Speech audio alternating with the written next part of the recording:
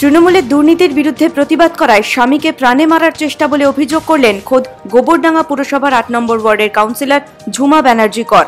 শনিবার নিজের গাড়িতে করে যাচ্ছিলেন তৃণমূল কাউন্সিলরের স্বামী আশিস বন্দ্যোপাধ্যায়। ঠাকুরনগর গোবরডাঙ্গা রোডে বাইশা গ্রামের কাছে আচমকাই তার গাড়ি লক্ষ্য করে গুলি চালায় দুষ্কৃতীরা। গাইঘাটার অভিভাবক গোবিন্দ দাস, তার বাড়িতে আমার স্বামী ওই ৮টা নাগাদ যাচ্ছিল। হঠাৎ বাইশা নামক একটি গ্রামে তাকে অ্যাটাক করা হয়। তাকে একদম ডাইরেক্ট তার দিকেই গুলিটা চালানো হয়।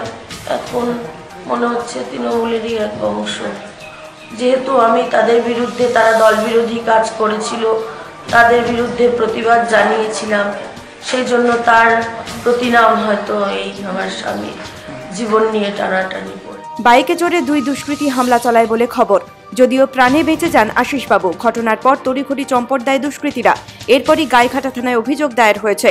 ঘটনায় আতঙ্কিত কাউন্সিলর বলেন, কালকে আমি বাড়ি থেকে যখন বেরিয়েছি ৮:১৫ নাগাদ চাঁদপাড়া পার্টি অফিসের উদ্দেশ্যে বাইশা গ্রামের ভেতর দিয়ে ওখানে একটি ফাঁকা জায়গায় দুটি ছেলে হেলমেট পরা অবস্থায় বাইকে করে এসে আমার গাড়ির সামনে দাঁড় করিয়ে